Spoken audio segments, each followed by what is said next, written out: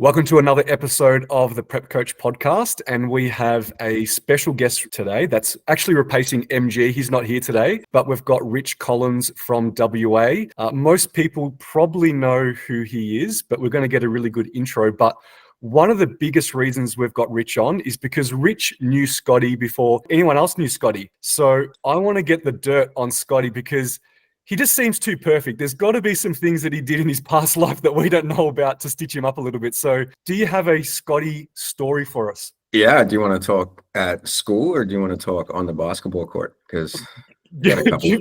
Give us both.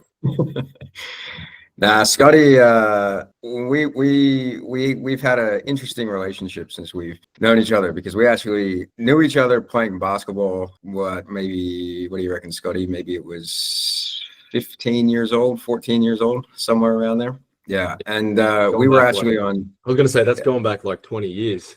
Yeah. Literally. So we ended up, we were on rival basketball teams. And essentially the way that we worked was there was two teams and then there was the rest. I think both of us had pretty comfortable wins most weeks until we played against each other. We did not like each other. There were multiple games where Scott would start a fight. Oh, really? And the referees would have to break it up. You can't deny that either, Scott. You know that happened. Actually, it happened on both sides of the team. Wow. But, Scotty. That they used to have, I forget his name. They had a really, when I was obviously, you're a teenager, you got all those younger hormones racing, and they had a guy in there. I can't remember what his name was, but he was a bit fiery as well.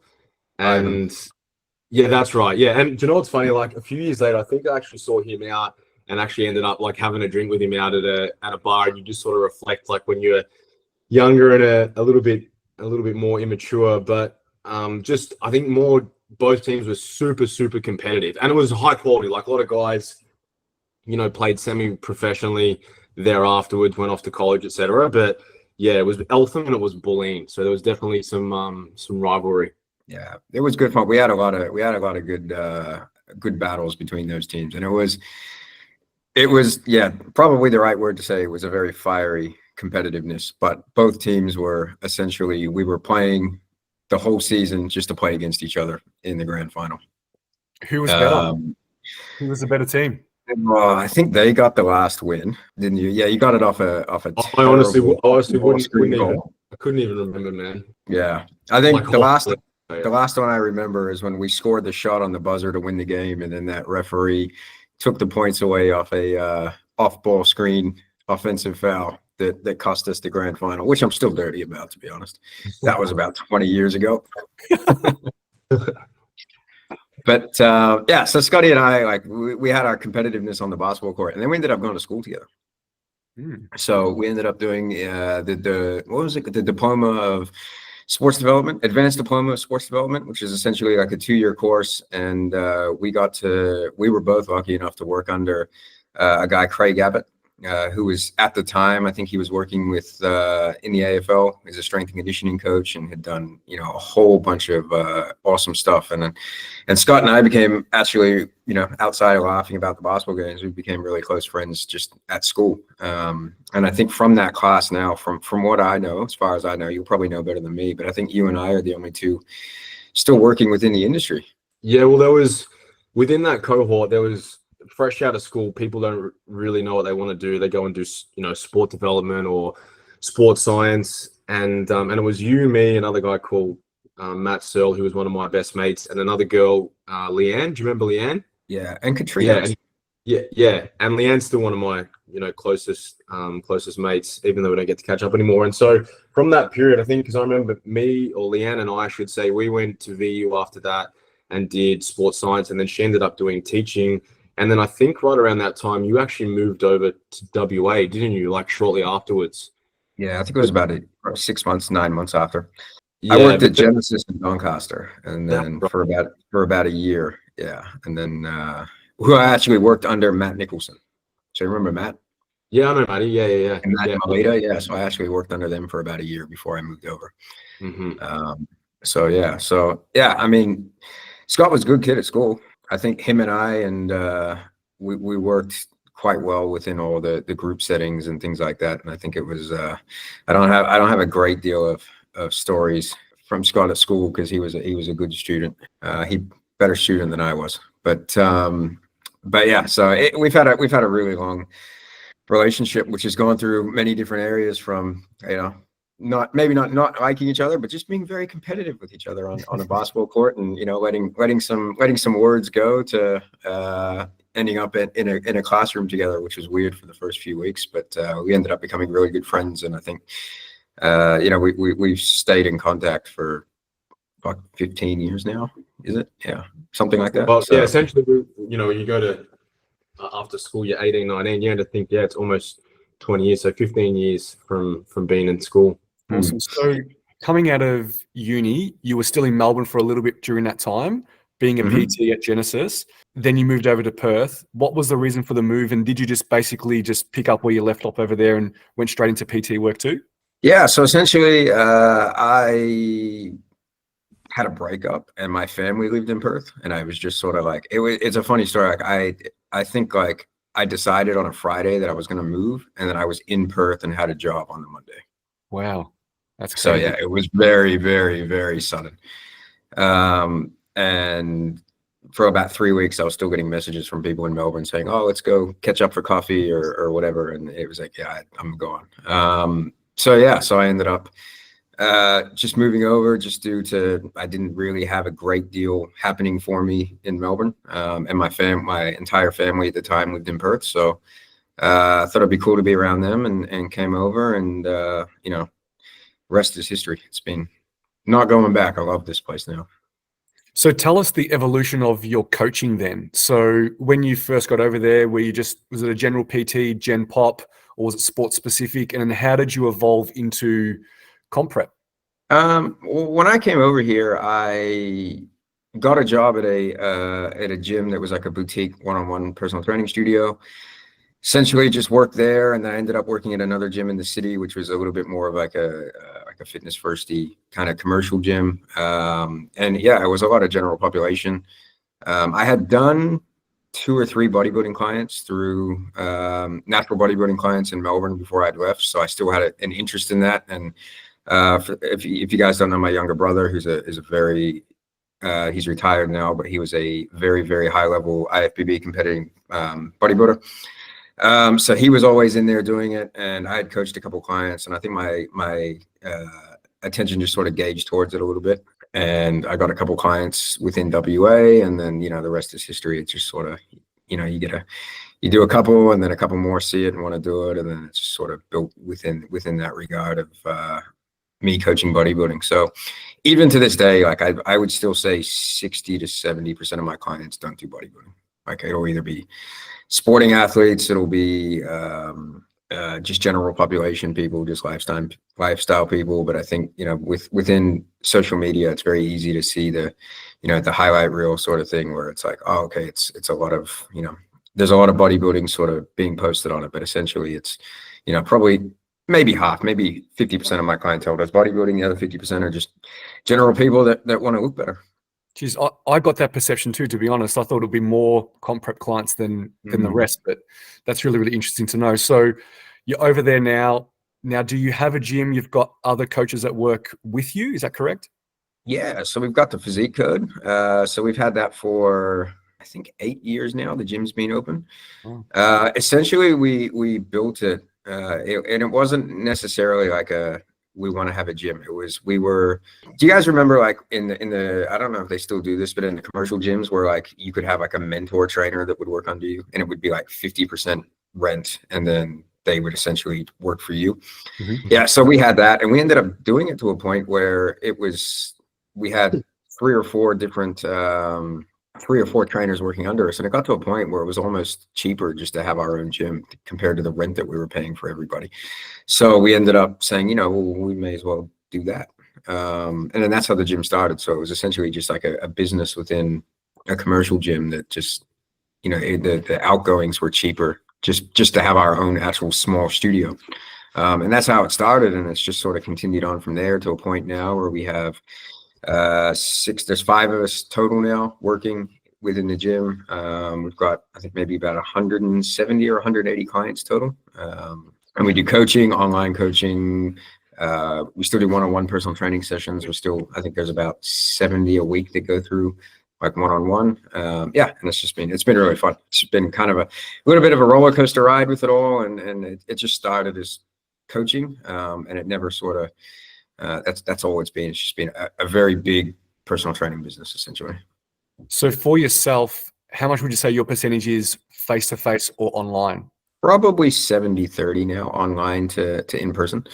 We've restructured it now where we used to do check-ins that were online, or sorry, that were in person, where we would do skin folds and all those sort of things. But then we sort of looked at it and it was, half an hour, 40 minutes per check-in. Whereas the online ones, obviously it's a little bit, time-wise, it's a little bit easier to do those. So we sort of changed the system around a bit where all check-ins now for everybody are online. And then we do personal training sessions, and apologies for that sound. If you can hear that, that's my cat going crazy. Yeah, so it's all check-ins are now online. And then we do personal training sessions, or we do mentoring in person, or we do workshops and all those sort of things within the gym. But yeah, from that now forward, it's 70%. Everybody does their check-ins online, and then there's probably 30% of it where it's coming in for personal training sessions and whatnot. Awesome. Scotty, did you ever do something similar? Did you do in-person check-ins and then eventually move over too? Yeah, in the early days, I used to do similar with Rich. I used to do obviously an abundance of PT. I probably started doing online coaching maybe 2016, 17. I would have like maybe 5 or 6, but they were still face-to-face clients, probably similar to you, Rich, but then you would oversee their periodization, their programming outside of the gym. And then it was really probably the year before COVID. I went from like 5 to maybe 10. And then the year of COVID, I think everyone had to pivot quite a lot. And equally, my communication and my ability to provide a more robust online check-in system, it just continued to evolve over that period because you had to, right? So there were things like, I look at my spreadsheets now and Rich, you would remember the old school days when Craig would put up his meso and macro cycle, and you look at a year, like annual periodization, and you'd see all of the different phases. And so I was always like really nerdy and hardcore into that. And so I look at some of the stuff from like 2015, 16 compared to now, and it's like chalk and cheese. But yeah, I think over time, you get to a point, and you're probably the same, Rich, where there's a ceiling on how many people you can actually cater to and work with when you're doing face-to-face versus, when you're working online, you can work with say 50 or 60 athletes a week versus if you're doing 50 or 60 sessions emotionally and physically, I wouldn't be able to do that. I think I do maybe 1, sometimes 2 one-on-ones a week face-to-face.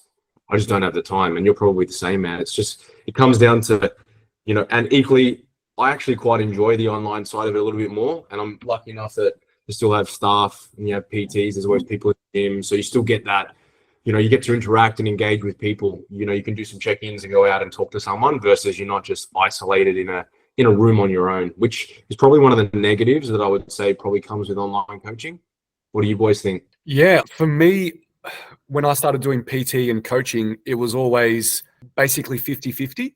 And then when COVID came, it pretty much all went to 100% online. And then after that point, I was just like, yeah, I'm staying like this. I think after COVID, I did maybe 10, 15 sessions a week. It was hardly nothing. And then just said, I'm getting too busy with coaching work and also shows that I just can't do the in-person anymore. So I just went completely online. It's a lot more flexible. And as you said, you can service a lot more people. So it makes more sense from that perspective too. But also from a business perspective, you have a ceiling when you've only got certain amount of hours in a day that you can do sessions.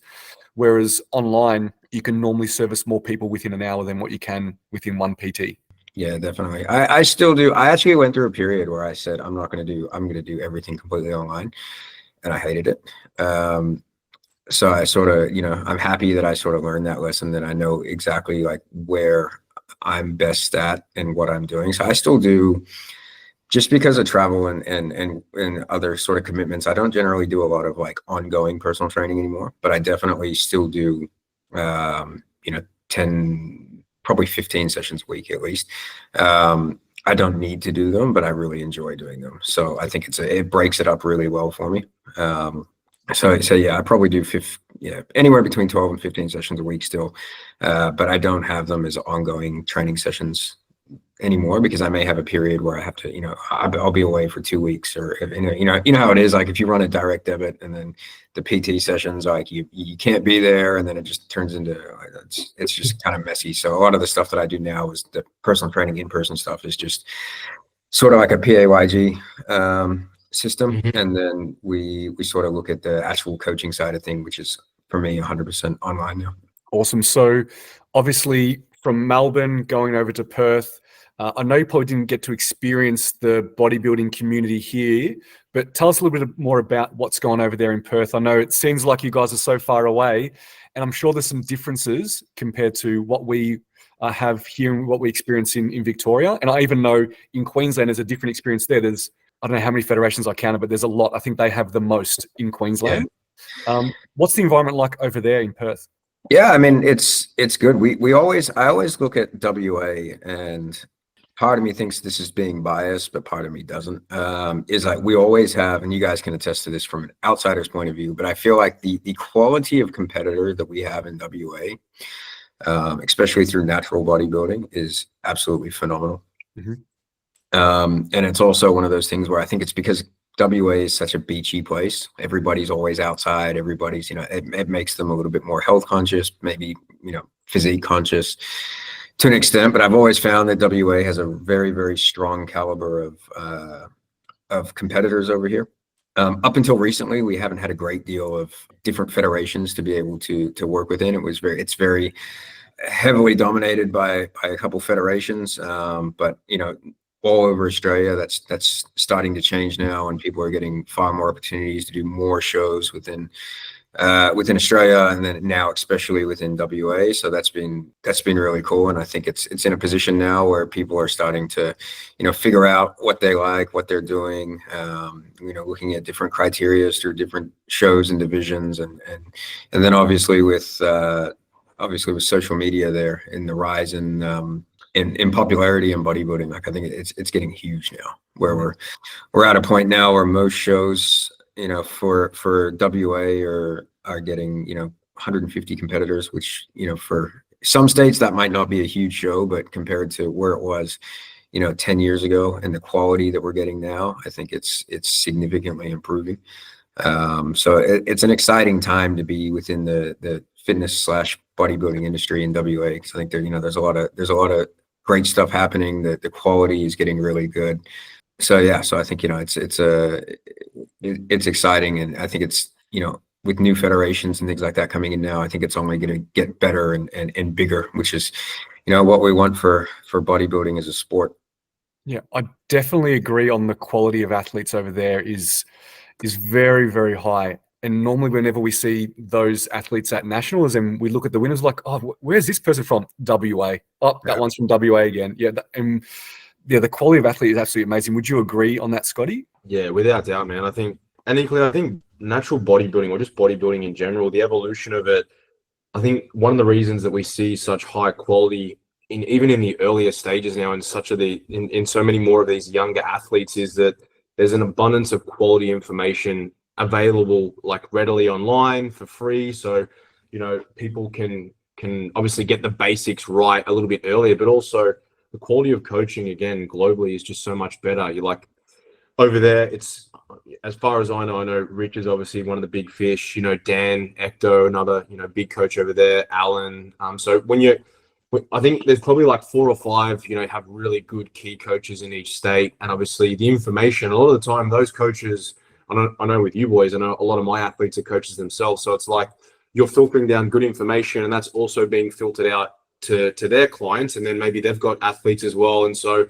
it kind of is a bit of a domino effect. So I think now that the information is so much better, we're seeing that across the board. But to generalize, I guess you could say, I definitely agree that I think WA, in terms of population, for me, they're probably the strongest state in terms of, if you were to look at the sample size, and if you have 50 athletes coming over to, say, a national show from WA, you could probably bet your bottom dollar that 35 to 40 of them are going to be like top tier, versus if you were to, say some of those smaller states, or from Melbourne, we might have a bigger sample size, and our quality is good, but maybe not when you're looking at it, in terms of the ratios. It's definitely very, very strong over in WA. That's awesome. So, Rich, do you also coach athletes from different states? Yeah. So like it's funny because like for a long Scott, you guys know Scott Goebel? Mhm. Yeah. So I was actually talking to Scott about a year ago, and he was saying, he's like, you might be one of the best coaches that nobody's ever heard of, because up until recently, majority of my clients are WA based. Like I would say 90% of them were WA based. And it's only really been since I've been sort of pushing the online a little bit more that coaching sort of separated out a little bit more now. So yeah, so I would still say there's a large demographic of my clients that are in WA. But recently, season A, we went over to Europe to do some of the NPC shows over there, and then we're going to Vegas for the Olympia in a few weeks, and being able to go to a few more of the shows interstate now that I maybe previously didn't go to. My demographic and clientele is starting to spread out a little bit now. So now we've got a bunch of different countries. I've got a bunch of clients in Sydney now and things like that. So up until recently, it was relatively just WA based. But I think it was also obviously when you're doing more in person, it's very hard to train people from other states when you're doing in person. But yeah, I'd say the last sort of year, it's sort of pushed up. And since I've been trying to push these, social media, there's little black squares that I put up, which has definitely, helped as well. But yeah, so I'd say it's probably, I don't know, probably 80%, maybe we'll just say is an estimated number of clientele in WA, and then the rest are either Australia or somewhere in the US or somewhere around there. I want to get back to your black squares in a second, because I think that's something of a talking point that we can get to. But how do you find navigating maybe different judging criteria across different states, especially for some specific federations that maybe don't have that consistency across the nation? How do you find about navigating how to get someone ready for a certain division based on the state they're in, when maybe it's more like a silo effect where a certain state likes to do something a certain way, a different state likes to do something a different way, and therefore you have all clients from everywhere, but then also they all need to meet somewhere in the middle when they go to nationals? How do you find about navigating that situation? There's certain states I don't compete at, essentially, which is the first thing, just because, and it's not anything other than there'll be certain specific states that have a criteria that I know is going to suit the physique that I understand. Like I understand the criteria. So you'll generally see me going to specific states. If I have clients in those states, like I'm very lucky to a point where I have great friends that are great coaches in every single state. And I'm one of those people as well that if it comes down to that situation, I am more than happy to, message and ask for help and just be like, hey, what do you think? What are we looking at here? Do you think too lean, not lean, sort of things like that. So I'm always really open with that. And I've always sort of said that nobody gets to where they are by themselves ever. So again, I still, speak with people in different states and just sort of regarding it. But I also think, and you guys will probably be able to agree with this, that, when you've been around long enough, you see enough of the shows that you can sort of get a gauge for their criteria.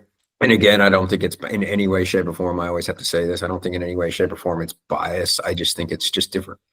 But I think, when you go around, you experience enough, and you can watch it from a judge's eye to be able to go, oh, okay, well, this is being favored more than that. And then, you sort of, sometimes you'll have to look at it and you'll just say, okay, well, if I know we're here, we may want to diet for those extra couple of weeks, or if I know if we're here, we may not, or things like that. So I feel like I have a relatively good grasp on the judging criterias state to state. But again, it's a little bit, it can be a little bit agitating for coaches, as I'm sure everyone's aware of. But yeah, I think either with myself, and then I generally just I'll talk to coaches or people within that state and just try to, ask and get help. And I know I've messaged Scotty a bunch of times for Victoria and just saying, hey man, what do you think? And, I think it's an important thing to do, but navigating it as best you can. And for me, that's always seemed to work, I guess. I won't ask you what states you don't put people in, but we won't go there. We won't get you in trouble. Think about where you'd never seen me before. Yeah. People are going to do a deep dive now and try to figure that out for sure. All right, I want to get back to those black squares that you post up. You're a Oh, bit yeah. of a wordsmith, some people would say. And I think a lot of time, some people read them and think, you took the words out of my mouth. That's exactly what I was thinking, but I didn't know how to articulate it. But for some others, it might be a big punch in the face and a bit of a reality check too. So what I actually want to do is just literally read the most recent ones, because all of them are gold and they all are worth reading. So I'm literally just going to read the one that you posted a day ago. If you want to do bodybuilding because you like how they look on stage and in photos on Instagram, you'll be in for a rude shock to find out they only look like that for a few days. It's like wanting to play a sport because you like the attention they get when they are participating on TV. Do you normally come up with these because that's something that was on your mind that week, maybe a conversation you had with someone, or is it something that you kind of sit down, think about for a little bit and think, oh, I think this would be some useful information? I take motivation and inspiration from everywhere. A lot of my posts are things that I see, things that people tell me, like maybe a concept, it could be like a mentoring session where somebody's, talking about how they, like that post there, for example, I'll explain that one. Was essentially somebody was struggling with their post-show phase and wanting to stay conditioned because they felt really good with how they looked there. And it was a this is not anybody I know as well, so before anyone asks, but it was wanting to stay in that condition all the time. And it was looking at me and it's like, yeah, okay, well, this is the whole, you need to be able to build the process of, you need to be a bodybuilder before you're a competitive bodybuilder. And this is a pretty frequent sort of situation. And that's just sort of, I'm lucky in the regard that I've worked in multiple sports at a professional level. And I often will connect basketball and bodybuilding together and just have a look at it as the athlete rather than the discipline that they're playing. And I thought, you wouldn't see that sort of thing happening in basketball, but it's also like, when you look at it, it's like, yeah, how many people are there that just, they love the idea of playing basketball on TV and playing at a professional level in front of all those thousands of people. And I just essentially just an analogy to try to connect the two in a simplistic form. So yeah, I mean, again, a lot of it's just stuff that I hear or I talk to people about, and I'm like, oh yeah, that's a great idea, and I'll put it down. And then the words, I think, is something that I was always really good at that in English, even at high school. Like even now, I still read books on how to write well. I enjoy that. So it's just kind of like an area where I can be a little bit creative. And, I've got processes that I write those posts with, and it's fun for me. It's almost like a journal where I can take issues that maybe agitate me a little bit and I can just play them on words a little bit and turn them into something positive.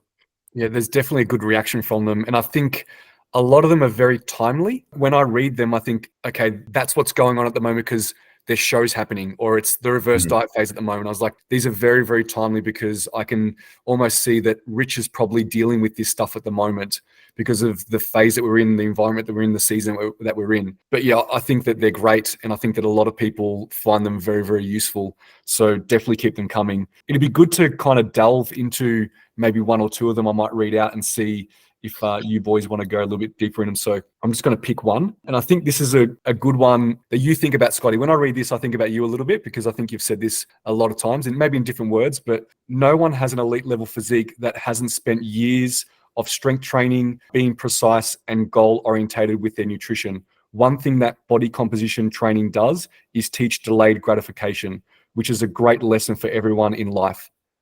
I've definitely heard you say that, maybe in different words, but definitely has that sentiment. Yeah, I think, and just to circle back, like I'm obviously reiterating, but I think one of the reasons why those posts that Rich puts up are just golden nuggets is because, well, firstly, he's a phenomenal, and we actually spoke about this when we were just texting last night, Rich and I. We're talking about the importance of being a good communicator, because in this day and age, everyone wants to be an online coach because they see I could do 10 check-ins in an hour and make $1,000, and they're not willing to pay their dues. And as someone who I know, because we went through a very similar pathway, you pay your dues, you work for free, you invest your time, not because it's an arduous task to do so, but because it's a deposit in, your longitudinal development as a really, really good coach. So I think those exact words, again, I probably have said something similar along the way, because it's so factual and it's so applicable in this setting. everyone sees, like, as you said, you go to a show, they see that, I want to look like that. But what they don't see is that this individual, the size, you might see a 24-year-old physique guy and he looks incredible, but they may not know that from 16 to 18, he didn't go out and drink at parties. He trained, he woke up early, he went to the gym. Maybe he was a concurrent athlete where he was, or more of a hybrid athlete. He employed running throughout, so he's always been in relatively good shape, and he's literally lived like an athlete, as opposed to, I want to be a bodybuilder and now I'm going to start dieting and lifting weights, versus all of those foundations that underpin a really good physique that were developed and acquired in the earlier stages. But I think, and this may be going off a little bit of a different tangent, but in today's society, everyone's so impatient. Like, they want to get from A to B as quickly as they can. They're not fussed about the process or what it takes and what needs to be acquired in order to get there, and to do so in a way that's enjoyable and that is sustainable. And that post that you just read out is probably one of the top tiered ones. Do you have that pinned at the top of your IG, bro? Nah.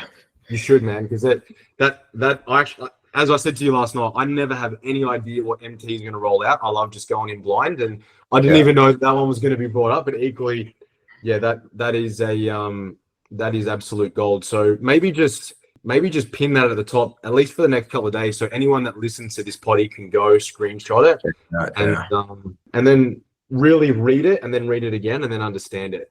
Rich, on that, do you find that, we have some incredible athletes in the sport, but everyone's always comparing themselves to someone else and not really understanding what that person's background is, and wanting to be like them instantly? And everyone's chasing for a pro card, and I think they can get a pro card in their first show, their first season. What kind of conversations do you need to have with people to ground them, to understand what actually they have to go through to get to that elite level? Yeah, I think one of the things in bodybuilding, and Scott, you'll completely understand this coming from a basketball background. I was actually talking about this on a mentor call yesterday, is when you hit the level of professional athlete in, it can be pretty much any sport, but we'll talk basketball here, obviously, because this is where Scott and I sort of grew up in. But you don't become a professional basketball player by playing basketball for 1 year. Like, you played under 8s, you played domestic, you played Friday night basketball championship, and by the time you're at a level where you have the ability to be a professional, you've played for 16 years minimum, essentially, unless you're like 7 foot at like 14 years old, and that happens sometimes. But I think what I look at is, and how I correlate these two is in bodybuilding, it's, I'm not going to say easier to become a professional, but I am saying that. But like, I think there's a lot of people that have great genetic structure that have the ability to go professional in bodybuilding in the first couple of years, and they may not have learned all the lessons that you learn from 8 years old to 18 years old, or whatever it might be, where you have to play a sport.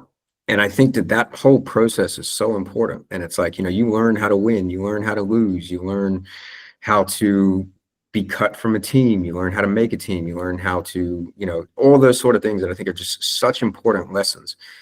And I think when you're coaching athletes and they're looking and they say, I want to get a pro card, like, I would look at that as like a basketball player that's barely played the sport and said, I want to play in the NBL, or I want to play in the NBA. And it's like, all right, let's go back. So like, I always try to look at it, and like, young athletes, I always look at in my own head is, I'm trying to teach like an under 10s or under 12s basketball player. You still have to teach them the skill of the sport. You still have to teach them how to train properly. You have to teach them how to eat properly. You have to. So when I talk to them, I'm looking at the processes. And I have a thing that I always drill into coaches, which is rewarding effort and behavior over outcome. And I think when you can constantly apply that to the athletes, then it sort of takes them away from I want to go pro. And it's like, let's do everything we possibly can do to make you as good as humanly possible. And let's just try to continue to get better. And when you can constantly drill that into them from, week in, week out, you can sort of reframe it for them, I think. And you can sort of have a look at it, and it's like, yes, I mean, the goal, every kid's basketball goal is to play in the NBA. Every bodybuilder's goal is to go pro. Absolutely, no question whatsoever about it. But, being able to teach them and say, how the way to get there is not focusing on it. The way to get there is to get better. So let's look at all the things we need to do to get better. and then reward them, their efforts and compliment them in their on those sort of things rather than their win-loss record, and explain to them that, you can turn up to a bad bodybuilding show, like a low standard show, and win. And then the next week you can be better. And then you can go to a very high standard show and come 5th, but you have a better physique. Mm-hmm.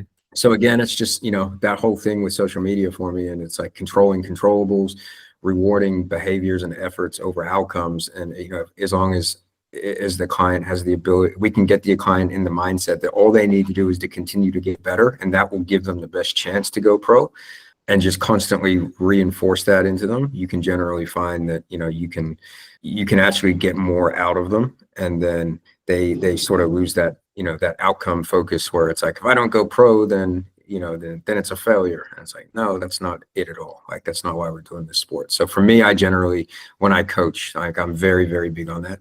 You'll never hear me say, I think you're going to win. I think you're going to go pro, or, any of those sort of words like that. Like, you're going to hear saying, you've got the best physique you've ever had. You're doing everything that you need to do. Like, you're controlling absolutely every single thing. To me, that stuff's more important. And, you will indirectly give yourself the best chance of becoming a pro athlete by focusing on those things over, focusing on being a pro athlete. One of the things that you said about being process orientated instead of outcome orientated, I think a lot of people just think about doing a show and that's the end game, and not thinking about wanting to be a bodybuilder or a physique athlete. And it's a process, it's a journey. It doesn't have a beginning and an end. It doesn't end at the show. It continues post that point. And I think one of the things that I make sure when I talk to clients is, you're on a journey and there's shows along the way. The show is not the end point. We want to improve every single time. So I always make sure that we talk about the process and the journey, and trying to improve every single time, because you probably find this too, is someone doesn't want to do a show until they're perfect. Mm-hmm. And that day will never come, because it's all about continuous improvement. So we even see now, and there's another black tile of yours about talking about criticism, and how elite athletes, how they take on criticism, and how it's constructive, and they want that kind of criticism, whereas other people don't want to really take anything on board because they don't want to improve. They just see the show as the end game, then I'm done. Do you find it difficult sometimes to give some people some feedback, and for them to understand that the show is not the end game? It's about continuous improvement? You can, but I also think that that's something that as a coach, you need to be able to develop during their prep. Like, it's not something that you can't not speak about, and then right at the end of the show, be like, oh yeah, sort of, And I know Scott's probably very similar to this, but once the show, like, even before the show's done, we have like the at least at the very minimum, the rough plans of what they're going to do post-show, how they're going to come out of it, all of those sort of things. And I think, I always use I'm an analogy person. I'm a quote person, as you guys probably know. And I always say that a show is just the end of a chapter in your book that's your career. Mm-hmm. And we just sort of finish that chapter, and then we got to move on to the next chapter. So again, I think those are the things that, like, you just need to speak with clients and communicate with your clients throughout the process. Like, you can't just make everything about the show and then say, all right, this is what we're going to do now, and then they're going to be okay with it, because they're not. It would be very difficult to navigate that. So, it's one of those things where it's like, yeah, we're going to do this. And even if it's something as small as like, we're going to do this. And then once we get the feedback, we're going to have our recovery phase for X amount of time. And then once we have that feedback, then we're going to build a plan to get that feedback so that we can get ready and get better for the next one. And it's just sort of planting seeds in their brain, I think. What do you think, Scott? Is that like something similar to what you do, or? Yeah, man, without doubt. I think, as you said, I mean, if you're talking about, like, say, the recovery phase, I think if you're a coach and you're not having those conversations, if someone's going into their last show and they haven't already got a rough idea of what to expect, like, use the example of that individual that you had a consult with that is married to the look that they have, which is very common in physique sports. They associate lean with being happy, as opposed to, let's look at some of the, the quantitative metrics. How is hunger? How is your relationship with food? How is perceived energy availability? So even though you think that you're happy when you look good, in reality, all these other things in your life are terrible. And so tying your happiness to a look is just it's not realistic longitudinally. And as you guys know, I have an analogy that you want to get in and then get out. So giving them context of, this is where we are, this is what we can expect in the first 2 weeks. And these are because I think it's also important, they've been so structured throughout the entire process. It's important to keep that structure and to transition out of perhaps the intensity of that structure, but This is where we think we want to be around about 2 weeks out, 4 weeks out, 8 weeks out. We auto regulate, and then we'll have you on the other side of the fence where you're in one piece, and then we can start to fill the gaps, take the feedback that was given, and then let's get better. And then obviously you go from there. So I think it's one of those things, and I know MT, you do it with your athletes as well. You should be constantly communicating, and it is, and it sounds like we're a broken record, but it is process driven. If you're someone that competes to get a medal and you tie the success of your prep about whether you place first, second, or third, then you're destined to fail at some point, as opposed to viewing it as it's just an evolution of every single time I just want to get a little bit better. Like running a race, I just want to run a little bit faster. And that's literally what it is. And there's actually a really good clip, and you may have actually shared it, Rich, of that idiot that interviewed Giannis post-match about, do you see the season as a failure? Have you seen it? Yeah, I shared it yesterday. Yeah, it was you that shared it. Maybe that's why it's in my head. I did see it, and I had seen Literally shared that yesterday. And it was anyone that has, is it still on your IG or not? Probably not. I can reshare it though. Reshare it again today so that anyone that's listening to this can go back and watch it and actually watch the reel of it. It's just so important, because he basically just alludes to the fact that, when you go in, if you don't get a promotion every year, does that mean that you suck at your job and that you're a failure and that you should quit? It's no different. You're constantly going in and getting a bit better. You have good days, you have bad days. Sometimes someone else is a little bit better, and sometimes you're not first and you're second or you're third or you're fourth. But if you truly love the sport and you want to be in it longitudinally, then you have to be process over outcome driven, that your goal is to just continue to evolve and to just get better. And that should be, with anything that you do in life. And if you have that, then, you'll always be successful. It's a little bit hard sometimes to kind of come forward with an athlete that is a first time and never been through that process before, and kind of tell them, okay, we're going to do this recovery phase. You need to actually get this right, because this is going to help you look better on stage in 2 years' time, 1 year time, 3 year time, whatever that may be.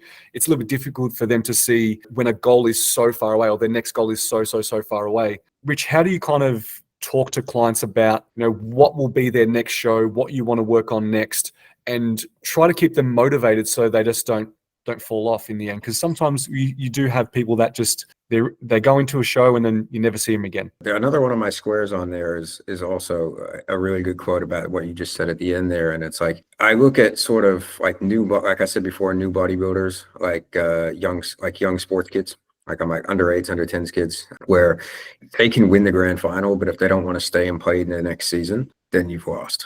Like the goal is to keep them playing the sport. So again, like I think this is it's a really important topic, and I think it just comes around education, the way you can explain it to people, because and there are people that just want to do it once, and if that's the case, and they tell you straight up in front, it is what it is. But for people that want to do it more, I think it's about giving them a positive experience and educating them so that they feel a little bit more empowered and understand what they're doing and why they're doing it. Because to say to somebody, we're gonna put 10% of your body weight back on in the next 8 weeks, and they're gonna go, oh, fuck. So it's one of those things where you have to learn how to explain it to them, how to talk to them, how to say it in a way that's gonna get the most out of them and motivate them. And that might look different on every single person. But as Scott said, the best coaches are great communicators, and you become a good communicator to that particular person by understanding them and knowing what makes them tick. And you just learn those things from conversations with them. And when you have that ability to understand, like, okay, we need to motivate them and explain and educate them on why this is so important, and then that generally will help them go, oh, okay, cool, now I'm excited to do this. I'm not just sitting here thinking, oh, I'm going to gain weight. It's like, okay, cool, I know why I'm doing this now. And generally when people know why they're doing it, they're a lot more sort of motivated and emotionally attached to that short-term goal to actually do it, rather than just sort of, the show's done, now I'm not going to get as much attention and I have to do all this and I don't want to do it. It's like, now we need to set goals here, like not just long-term goals for the next show, but we need to set short-term goals for them so that they're still motivated and they can still get that dopamine hit by achieving things and that sort of stuff. I remember we had the podcast with Benny Wortley, who actually, he was a big fan of yours, to be honest. He's a great guy. I like Ben. Yeah, and he was talking about how an off-season natural bodybuilding physique is not very impressive at all, especially if they're in a hoodie or in a t-shirt or something like that. And I think one of the things we need to drill into people, to athletes, is when you're in the off season, when you're in the improvement season, your focus is not an aesthetic focus anymore. It's more about performance and about growth and about being healthy, and also enjoying the fact that you get to maybe have a little bit more flexibility than what you normally do in the comp prep season. But one thing that also happens there that we spoke about with Benny is you come out of a show and the people around you may not understand what competing is like, what the process of bodybuilding is.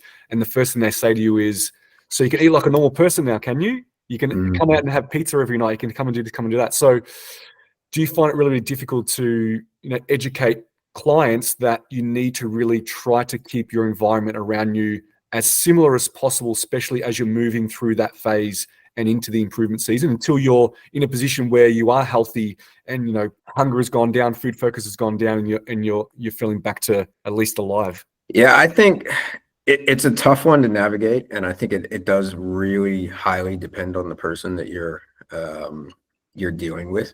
And I think there's like a line between wanting it to be perfect versus you need to be empathetic to the situation, maybe their partners and things like that. So again, like I look at it in the way of it's going to be very different person to person, but I will always try to find the best of both worlds. Like I would never expect somebody to be 100% perfect coming out of the recovery phase. Like I don't think most people, it would emotionally be way too hard for them. But if we can find a line that's going to help them emotionally so that they stay motivated and stick to their goals at the same time as be able to achieve what we want to achieve, I just sort of have to, you try to find where that line is, and then you can sort of work around that. Like I'm a huge believer still, and it doesn't have to be perfect. It has to be good enough in those situations. So I think, you do, it would be unfair of me as a coach to be like, no, we're still doing this like a prep. Like we want to keep it right, and we want to get the job done that we need to do, but we also have to be, understanding. And whether that's something as small as like, hey, if you're going to go out for dinner, just try to make it at a restaurant where you can get, a relatively nutritious meal, that, you can still ballpark track pretty well. Like don't go out and, yada, yada. But like, if they want to go out to the pub, just try to, stick with these foods more so than these foods, but also still try to get a gauge on how much you're eating so that we're not, going crazy. So I think it's a hard question because it's a very person dependent question. But yeah, I find you have to find that line between the physical and the emotional for them. What about you, Scott? I'm kind of curious on your answer on that one, on the recovery phase. So I kind of employ a tiered system with my athletes. So as in like looking at it as though when we're in prep, I'm probably a little bit different to most in that a lot of coaches employ flexible dieting throughout prep because you can eat whatever you want. And for me, I think just, again, it's, when we look at literature, we know that people that flexibly diet versus if you're following a structured meal plan, the relationship with food is better. But more so for me, in terms of looking at quantitative metrics, it gives the data more correlative power to composition change. So I know, like if someone's like, oh, I had steak and whatever tonight for dinner, which let's say that's going to digest a little bit slower, maybe a bit more sodium, things of that nature, versus if they're having the same thing consistently, I know that what I'm seeing is a lot more accurate and I can make more of an informed decision. But post-prep, I think it's important to transition from that out of that. So I would usually encourage them, they'll obviously, let's say it's someone that's very lean, but they've put in place that we want to try and gain maybe 2 to 3 kilos back of the essential body composition in the first week, and then we're going to slow it down from there once we hit our checkpoints. I'd usually recommend, if they're going to, depending on how they feel, if they're like, I'd really like to incorporate some more social eating, maybe having similar to what you said, if you're going to have a meal or 2 out per week, if you've been eating a certain way and you want to go and have pizza and burgers, like your gastrointestinal system is going to tell you to fuck off very, very quickly. So if you were to take more of an approach, go out and maybe you order something where you get, like you said, you get a good source of protein, some carbohydrate, and a healthy version of fat. Maybe it's going out for a burrito bowl or something like that. Because I know with me, when I'm in prep, if I was to go from how I'd usually eat to if I go out for pizza, 100% I'm going to vomit that up on the first night because my body will just reject it. Whereas if I really wanted to have pizza, maybe if I made a homemade version of it, I would say to them, if they're going to say, do I have to track everything? Just make your pizza how you want to make it, add cheese, add whatever, enjoy that meal. and then don't feel guilty about it. Is your weight going to go up the next morning? It probably is, because of sodium, delayed gastric motility, things of that nature. But equally, I would probably say don't even worry about weighing yourself tomorrow, because the pros of that, don't outweigh the cons. And then you just continue to sort of to fold through. And so I think it's a process in transitioning out. But as you said, because every athlete's different. I have some that are like, I just really want to make sure my digestion's good, and so they're happy to just have meals in, and I'm one of those. I probably don't eat out that much. And I know you're the same, MT. You'd rather just maybe have a barbecue with friends and family. You won't weigh everything. You'll just eat sensibly. And then as time unfolds, and usually as the athlete acquires more adiposity, you'll find that the desire to go out and eat, hunger goes down, satiety goes up. I usually find that after about 3 or 4 weeks, they're in a much better place if they were to go out, that they can eat a meal. Maybe they could still go out, they can go out for pizza, but they'd be able to terminate the meal in a sensibly manner, versus if you go out on show night, like when you see those people that are like Hungry Jacks, then pizza, then whatever, like you actually have to be careful. Things like refeeding syndrome and it's just, for me, it's like risk for reward. Even rhabdo, like I saw even I think it was a couple of years ago, I think it was Aaron Curtis. Do you remember that? He had that, and he had rhabdo and like ended up in the hospital. And so it's like, and this is where like you got to be careful when you're playing around with water and electrolytes and things of that nature. But yeah, I think it's a matter of balance. And again, it comes down to us as coaches being really, really good at communicating. And these are conversations that, should be taking place before the show ends. So it's like, let's say that it's nationals, in that week's check-in, you'd be having a conversation going back and forth. What are your plans afterwards? Are you going out? I'll always make sure my athletes have a post-stage meal that's really high in fiber, vegetables, usually because they've had a low residue diet leading into it, and also a really good amount of protein, so that once that meal's been completed, if they're going out, at least from a satiety perspective, they're already sort of up here. So even if they went out for some, more energetically dense food, they're less likely to eat like an asshole. Yeah, one of the things that you touched on, Rich, that I think really hit home was, in prep, we're normally looking for perfection or close to, but in the recovery reverse phase, we're looking for good enough. Because if we don't change that mindset with the athlete, they'll think that they're failing all the time, and then they can go down a rabbit hole, and then they can end up in a place where it's not good mentally and even physically too, because things can get the better of them sometimes too. So I think that's a really, really good take-home message: is you need to switch your mindset now to not always perfection like in the prep. You can have some flexibility, but obviously the coach is there to help you manage that and to know where the boundaries are, because there are still boundaries, but obviously the boundaries are a little bit wider now too. I got a question for you two guys, and I'm just going to ask this about Scott's point, because I thought this was kind of interesting, and I actually spoke to a couple of people about this the other day. But when you guys are doing leading into a show, say we're getting to 12 weeks out or whatnot, if you guys have the power, like obviously you want your clients to be eating the same thing every day relatively. Say you have a client that is very experienced with tracking calories. Would you give them the power to have the same thing every single day, but let them create their own diet and you check over it? Or are you guys, we're going to write the diet for you? For me, it's option one: create the own, let me check over it. And if there's anything in there that I think we can improve on, then we'll definitely improve on it. When we're getting super, super, super close to the show, like 2-3 weeks out, peak week, etc., then will it be refined even more, and I will give some strong recommendations on what to have. Yep. Yeah. What about you, Scotty? Yeah, for me, it's athlete dependent, and usually in my experience, I would say 90% of my athletes want me to fully steer the ship, because it makes them feel a little bit more comfortable. I'm very meticulous and detail oriented, so for them it's almost like a peace of mind, and they just want to be a soldier. But equally, some of the pros that I have on my roster, they may either say that this is what they want to do. Are they happy for me to sub out A, B, C, D? And I'll be like, yep, no dramas. Or perhaps maybe, look at doing this instead of that.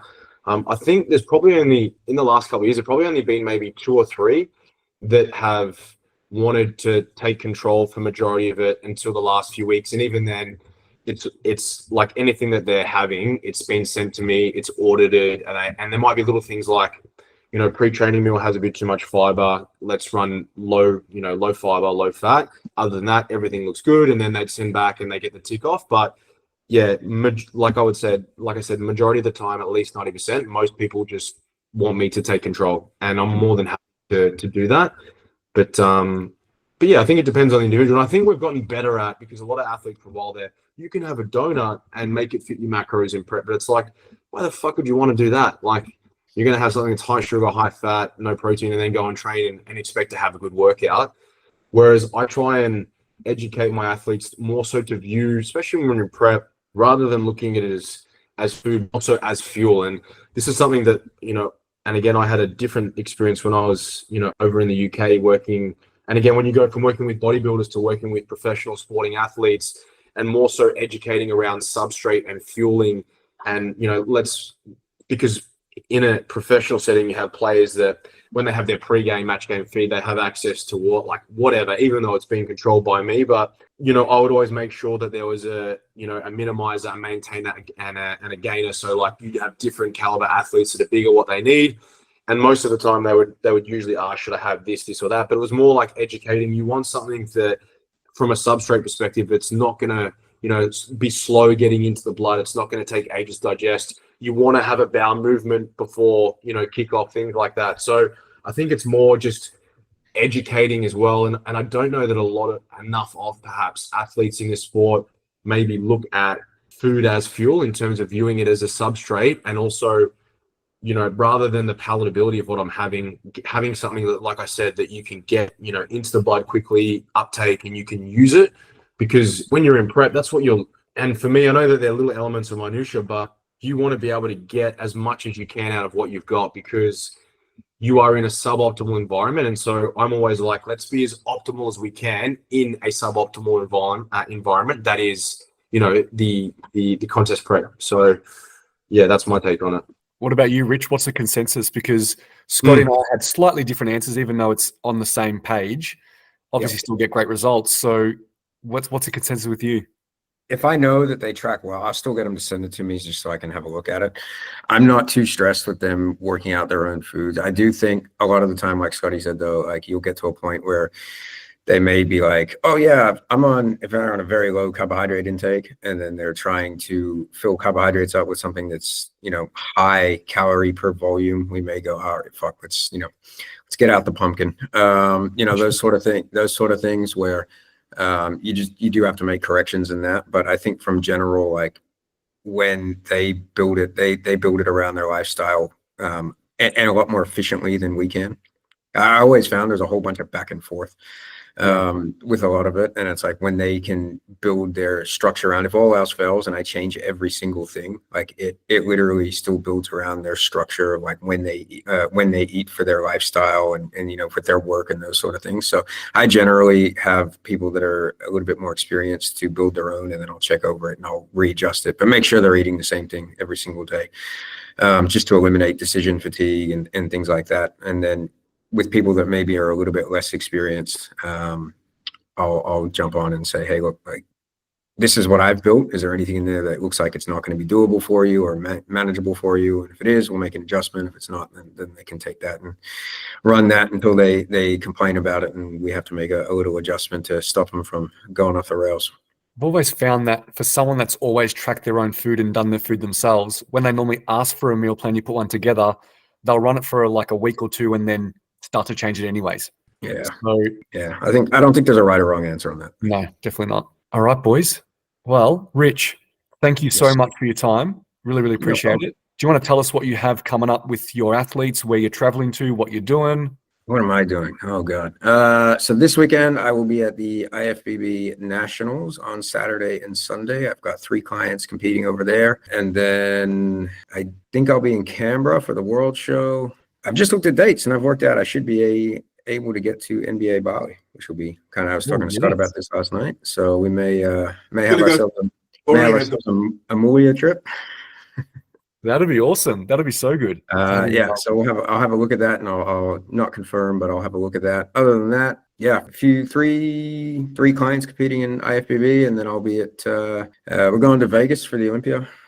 So my client Kat, she's competing at the Amateur Olympia, so we're going to head over there on the 6th and go check all that out and catch up with the RP crew and a bunch of those guys and network and have some fun. But yeah, other than that, I will be I'm always around. I'm always around on social media. Anybody that wants to send me a message and ask a question, Scotty can vouch for me. I'm the fastest replier on planet Earth.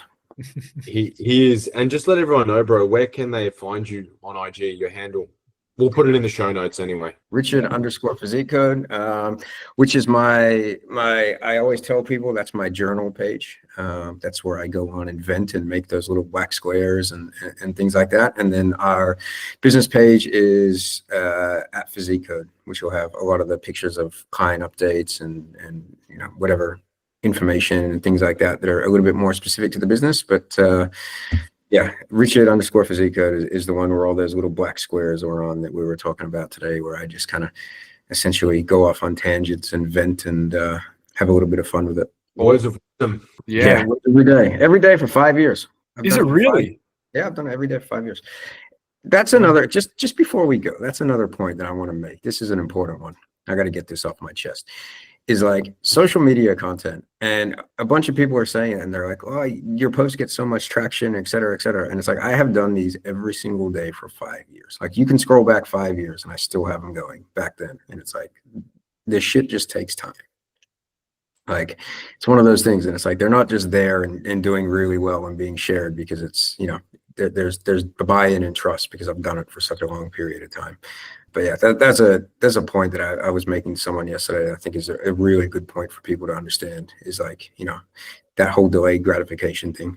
It's like, I didn't just start making these and they went off. Like, it's been literally 5 years that I've been doing it. You can scroll back and people look at the content now, but I've got just as good a content from 5 years ago.